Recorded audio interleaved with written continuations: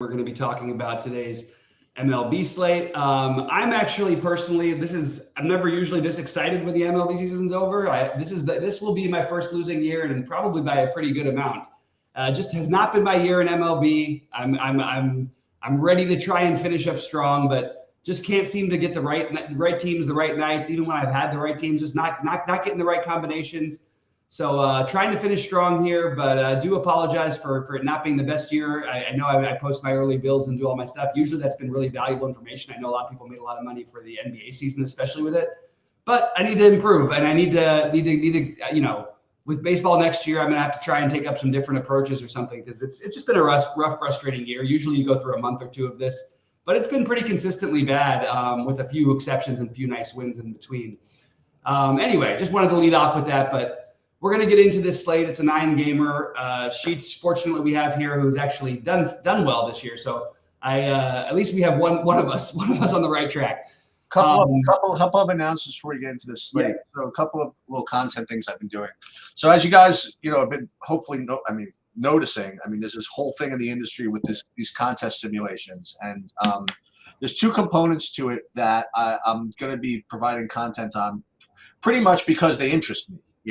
That's basically a modus operandi with this whole site. If it interests me, I'll let you. I'll share it with you. If it doesn't interest me, I don't care. Right. So the one thing I'm going to be trying to do most every morning, where appropriate, is do kind of an early sim build where I use the contest simulation tools that SaberSim is developing, and make early builds based on whatever the earliest projections I have are. And again, it's not to tell you guys who to play. It really isn't. It's just to kind of show you how to use these tools as I learn myself how to use them, because I'm getting a little bit better every day at learning them myself. The other component to the Sims tool is that there's a contest Sims rewind, where after the contest is over, you can go back and see what your expected ROI was given. Now, we talk about this a lot, like given what the actual ownerships of these players actually was. We talk about, you don't really want to judge results. You want to judge results at the time slate locks based on what the ownerships are, given what you expected the players to make. And this contest sim kind of rewind tool attempts to do that. So I'm going to learn a little bit more on how to use that. I have an idea.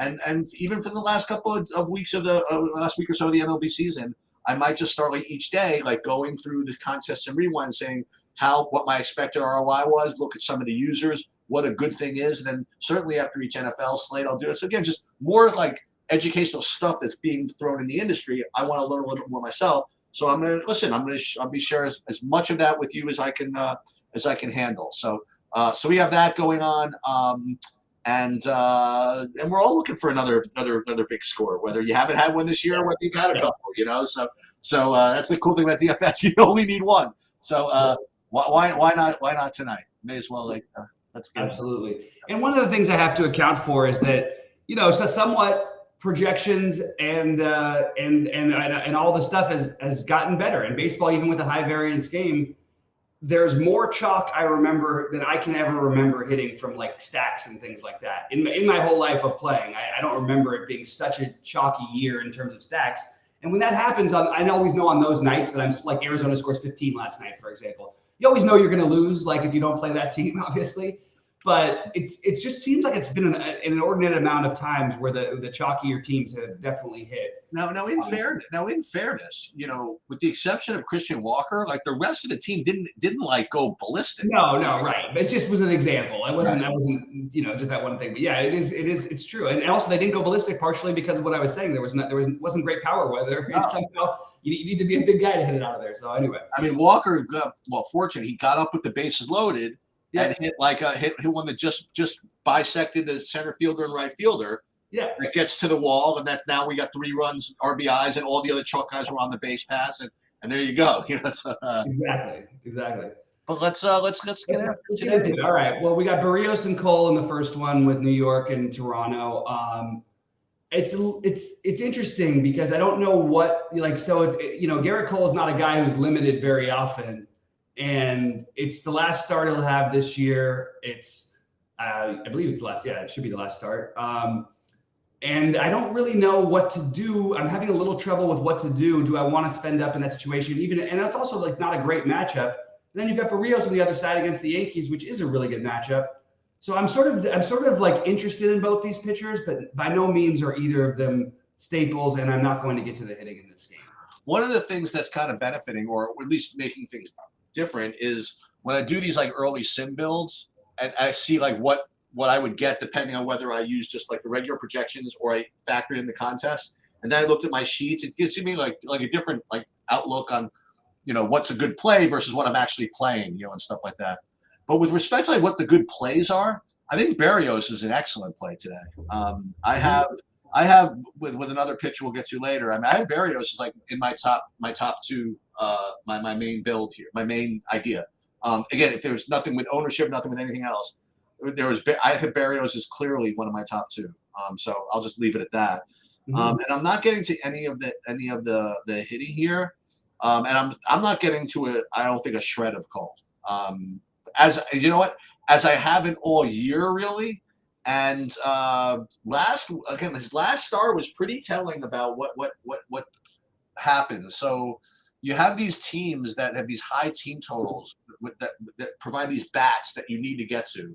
And they're all really expensive because DraftKings got sharp this year. They priced these guys where they're really supposed to be, Right. Yeah, but it made remember like we had like a whole season or two of Acuna like at 5,500. You think about that. Right.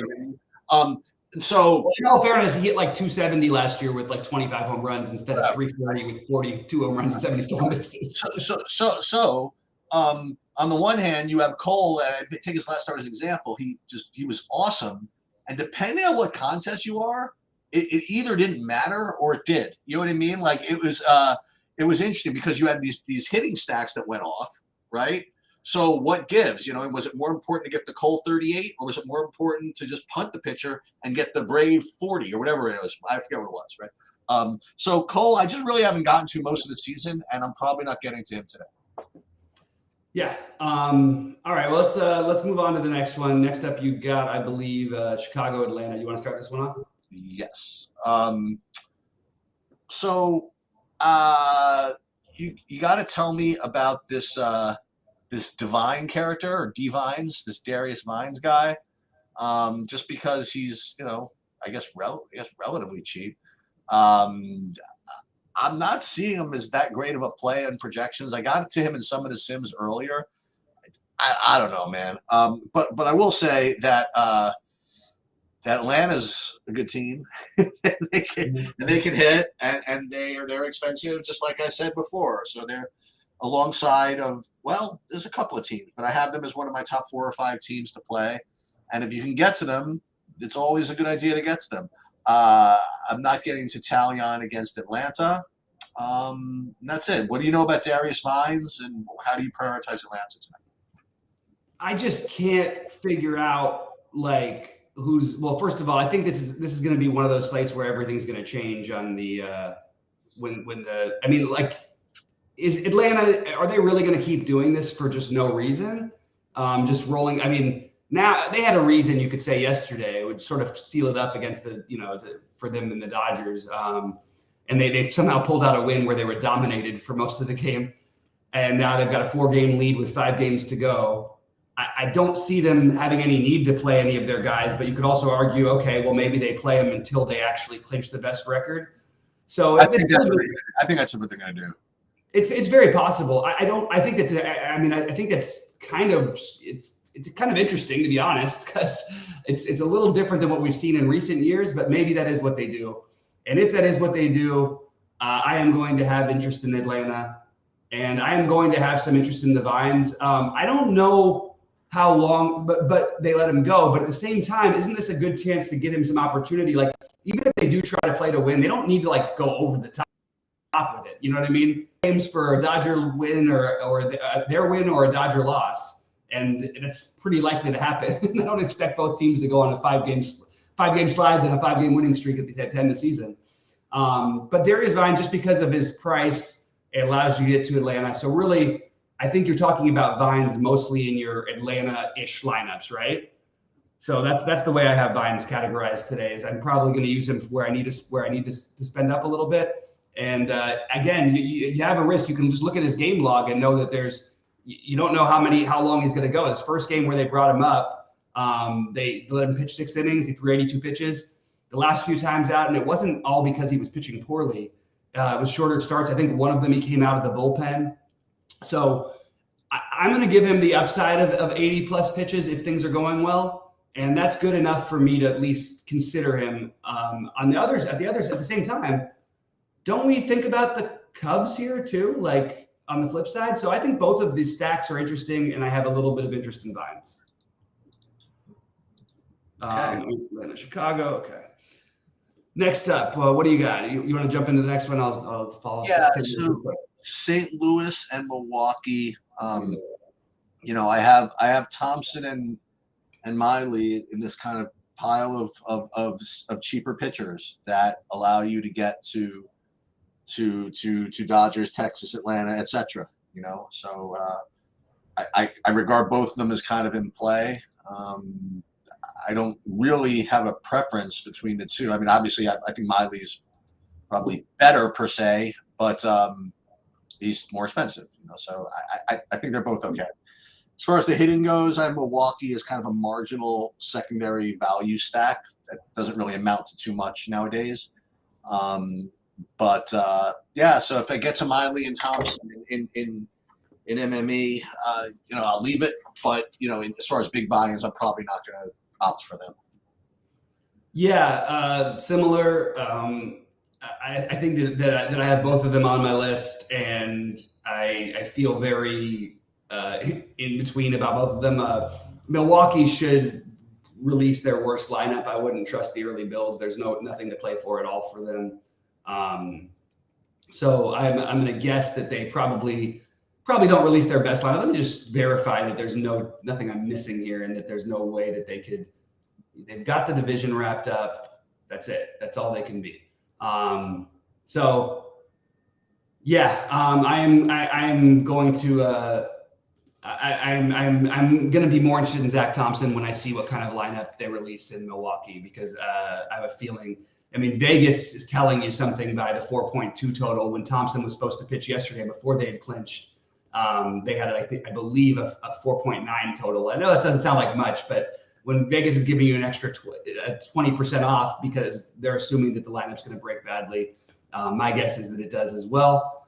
And Wade Miley, I don't expect to be extended in an especially long time, but he is totally fine to use for tournaments. I think that's completely reasonable, especially against the lineup that's been run out there recently by the Cardinals. All right, moving on to you have Colorado next, right? No, I have Oakland, Minnesota. Oh, I forgot. Yeah, the same time thing threw me off again. Sorry. All right, jump into that one then, I guess. So I like both pitchers here, obviously for completely different reasons. So Pablo Lopez I have as the best raw points guy on the slate.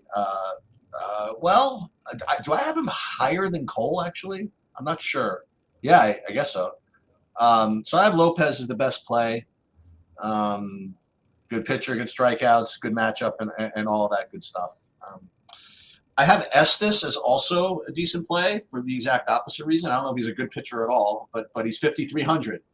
And they're giving him a shot. He got marinated in his first start. Not the only pitcher to have got marinated this year. So Minnesota's been a team that we've been able to play some pitchers against, and for 5,300, you don't need much, and just want to survive to get your Dodger stacks in, or whatever, so to speak. But we'll get to the other team besides the Dodgers. But yeah, I think Estes is perfectly viable here for just as a punt, and Lopez is perfectly viable as an ace, and that's the way it is.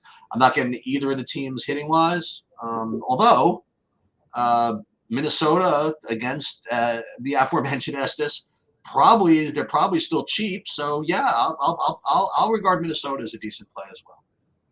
Yeah, terrible hitting conditions in Minnesota again. Not terrible. I mean, terrible. 65 degrees, 10-mile-an-hour winds blowing in from center.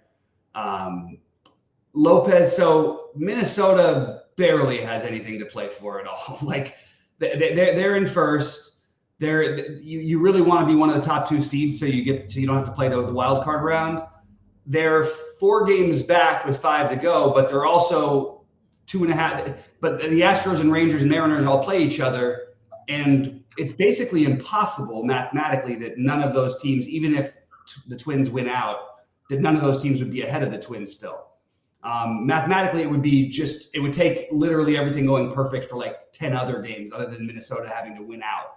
So I don't think that there's any sort of I think they'd probably treat Lopez like let's get him 90 pitches.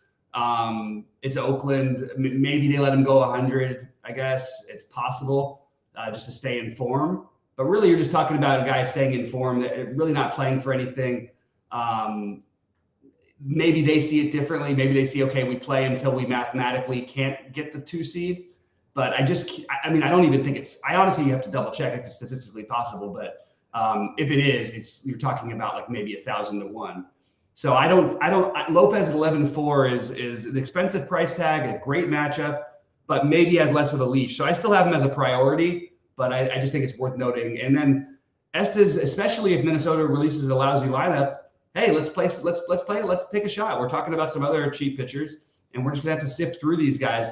But as last night taught us, those cheap pitchers, they're cheap for a reason sometimes. And I tried the Blackburn thing, that really didn't work. I tried the other thing, the Tanner Houck thing, that didn't work. So it was tough. It was tough on the cheaters last night.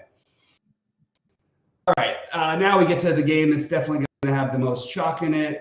Dodgers, Colorado. I'll jump in on this one real quick. I would expect Freeman and Will Smith to sit tonight. Just be my guess. Obviously, it won't matter because we'll know who's playing. But my guess is that Freeman and Will Smith sit, and it's going to open up more value on the Dodgers and make them look better. But, you're missing 2 good bats. Does it matter that much in this matchup? Maybe not.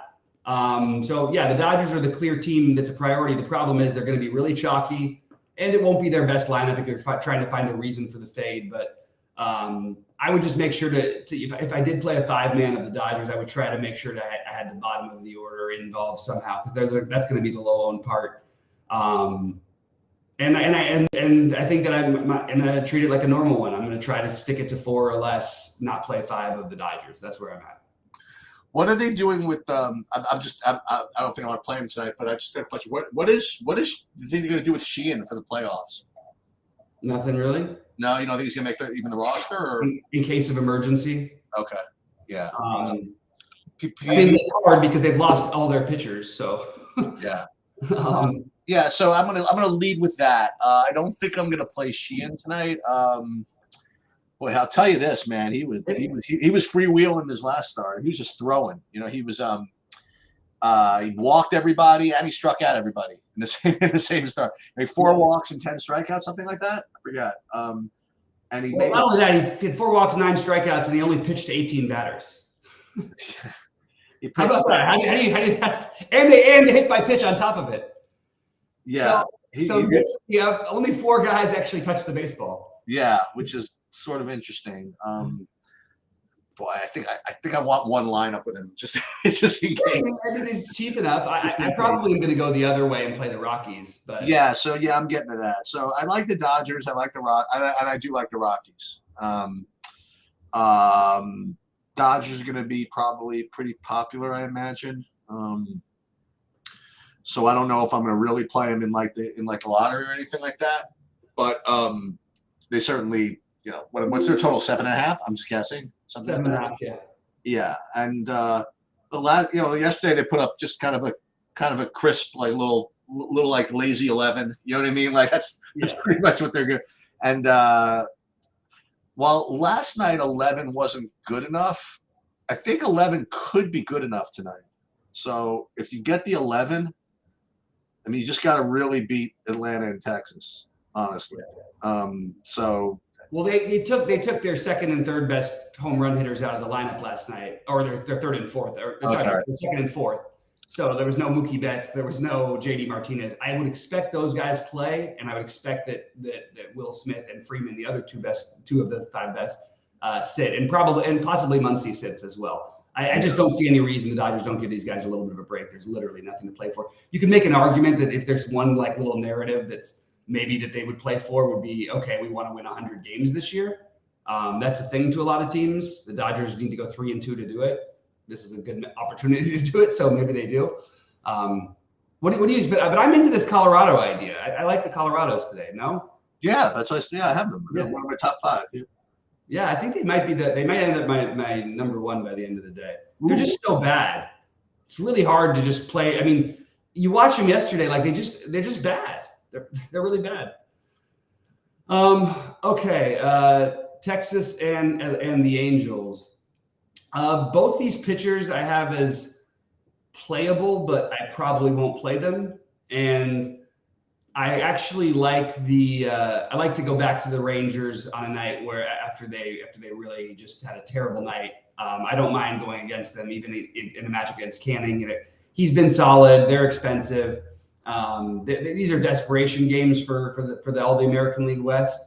And I think Texas shows up a little bit more tonight. And if they can get into the Angel bullpen early, it should be smooth sailing because that Angel bullpen is pretty bad.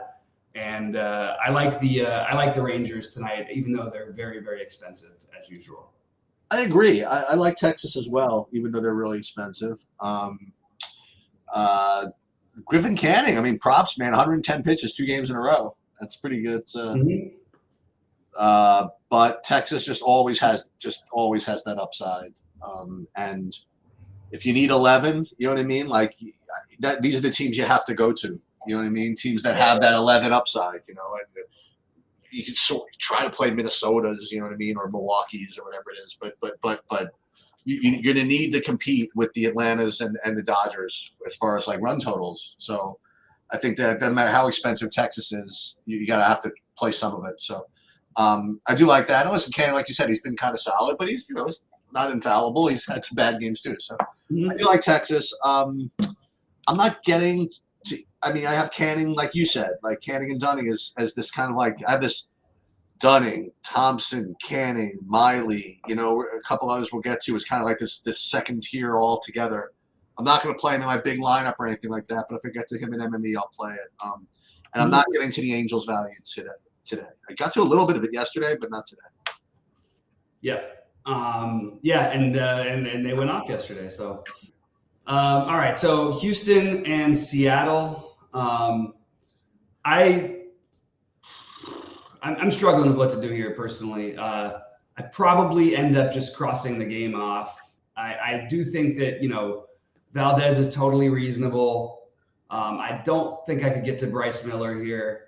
I'm kind of surprised again, although it certainly proved to be accurate last night about the run total being so low for Houston. If you wanted to get really off the board, I do think that Houston is the most off the board. Maybe you don't need to go that far because Texas is going to be off the board too. But if you want an expensive off the board stack, I think the Astros are at least viable. But I probably just ignore this game, to be honest with you. Okay, so I have something here. So first of all, I have Valdez as kind of like a secondary, Yeah. Once again, he's always. I said this last time. He never looks like the best pitcher on the slate, but often looks like the second best pitcher on the slate. Right. And you can consider him third, I guess, tonight behind Cole and Lopez, I suppose. But nonetheless, I mean, he's always going to make it to the 8th inning, and he's always going to, you know what I mean? Like he's always in play, sort of. So I ran my sim stuff earlier, and I do just different things. First, I do it with like just the regular projections. Then I do it for different contests or whatever. And I'm just going to share this with you. In the relay throw in the lottery, when I built 50 lineups, I got 92% Astros. So I will leave it at that. And listen, and it makes sense in a way. Maybe not 92%, but they have hitters and upside, and no one's playing them. You know what I mean? And they're not the best option. You know what I mean? Like because it's natural. Like what you said. I mean, I prefer to just kind of like cross the game off too.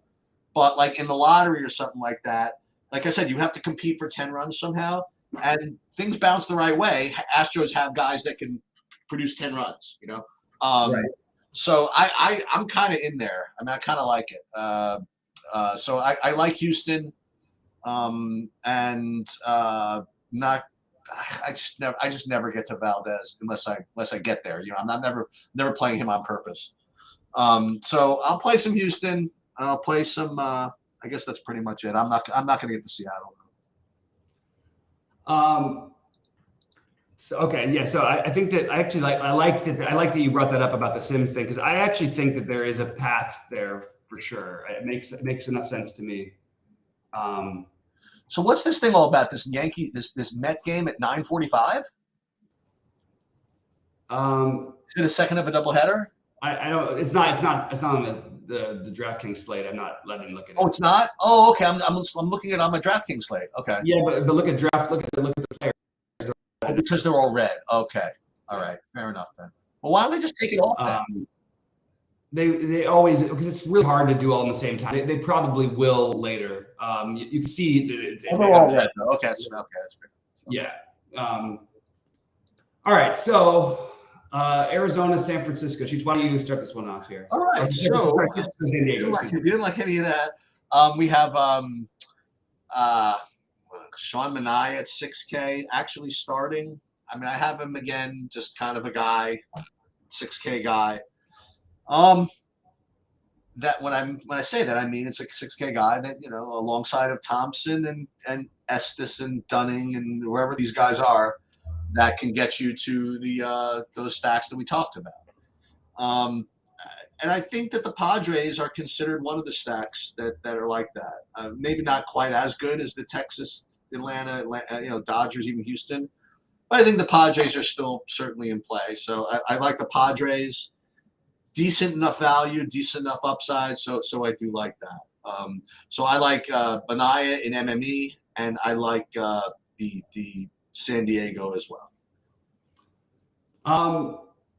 I think that I think all of this makes sense. Waldron, I think, really good option. I think Manaea is a really good option. I really don't understand this. I think the projection is a little bit funky on Waldron. I have no idea why they would just downgrade him like this here. Like I don't know. It just feels like he's been good in his short time. He's had some tough matchups, but he put up 15 against these guys last time. He put up 25 in his last start. He's been improving. Look at his pitch count. I mean, like, yeah, the pitch count's going up. Like, there's a lot of stuff that to take into consideration. I actually think both offenses make a little bit of sense. So we'll see how the builds go later. And these are the offenses. The San Francisco offense especially is one that I would play with, like if I went for the more expensive pitchers.